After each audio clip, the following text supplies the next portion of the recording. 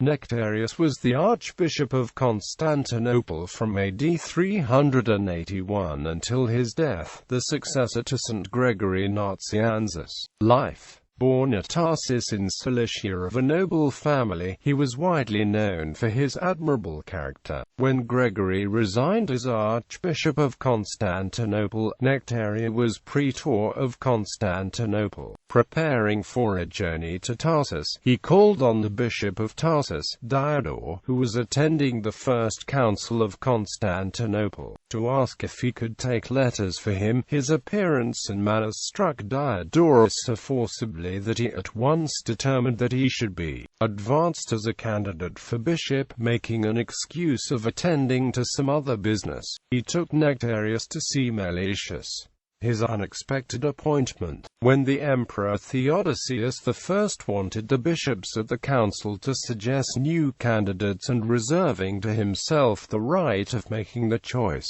the Bishop of Antioch put at the bottom of his list Nectarius's name. The emperor, having read the lists, declared Nectarius to be his choice. This caused some amazement amongst the fathers, who wanted to know who and what was this Nectarius.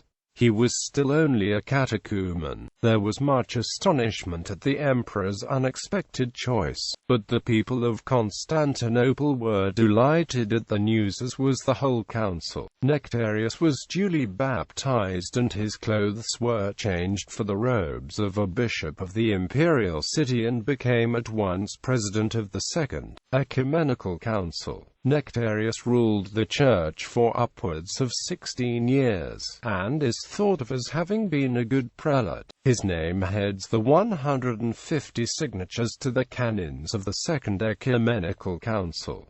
The third canon declares that the Bishop of Constantinople shall hold the first rank after the Bishop of Rome, because Constantinople is the new Rome. Quote, however, it was not until 1439 that the Roman Catholic Church recognized the Patriarchate of Constantinople as holding this position at the Council of Florence. Dissent threatens. Unfortunately, the bishops of the West opposed the election result and asked for a common synod of East and West to settle the succession, and so the Emperor Theodosius, soon after the close of the Second Council, summoned the imperial bishops to a fresh synod at Constantinople. Nearly all of the same bishops who had attended the earlier Second Council were assembled again in early summer of 382.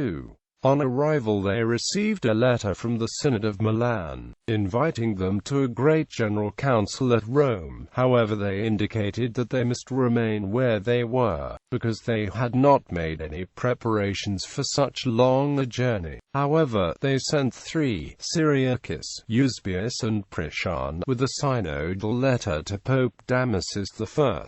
Archbishop St. Ambrose and the other bishops assembled in the council at Rome. The Roman synod to which this letter was addressed was the fifth under Damasus.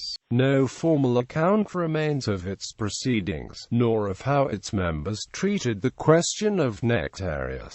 Theodosius did, however, send commissaries to Rome in support of his synod. In his 15th letter he indicated that the Church in Rome had finally agreed to recognize both Nectarius and Flavian. 6 letters from Nectarius remain extant in the files of his predecessor Gregory Nazianzus. In the first he expresses his hearty good wishes for his episcopate. The last is of great importance, urging him not to be too liberal in tolerating the Apollinarians.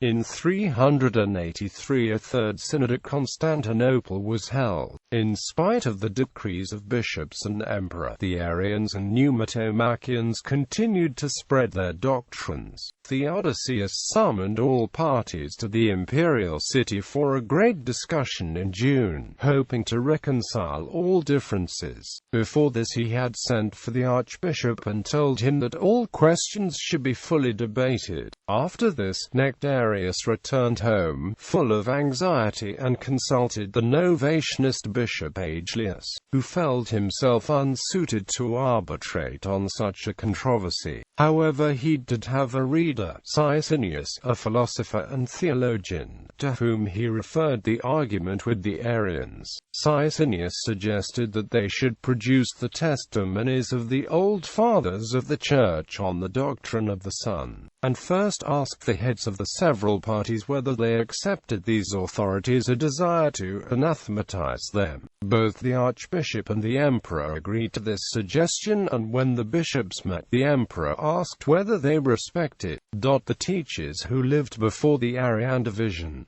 They confirmed that they did, and he then asked if they acknowledged them sound and trustworthy witnesses of the true Christian doctrine.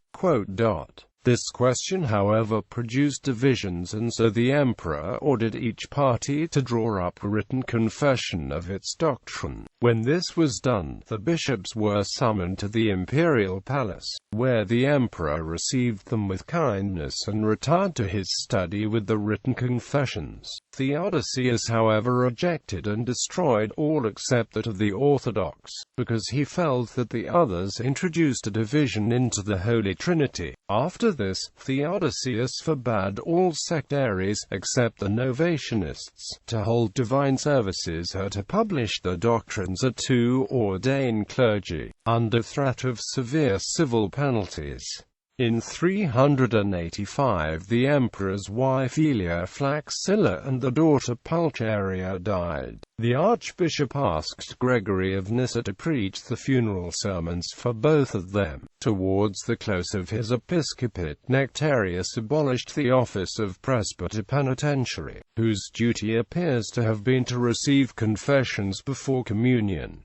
His example was followed by nearly all other bishops. The presbyter penitentiary was added to the ecclesiastical roll about the time of the Novatianist schism, when that party declined to communicate with those who had lapsed in the Decian persecution. Gradually there were fewer lapsed to reconcile, and his duties became more closely connected with preparation for communion. Nectarius abolished the office due to a scandal that had occurred in connection with it. Nectarius died in office on the 17th of September 397 and was succeeded by St. John Chrysostom. Veneration. He is regarded as a saint, with the feast day of October 11.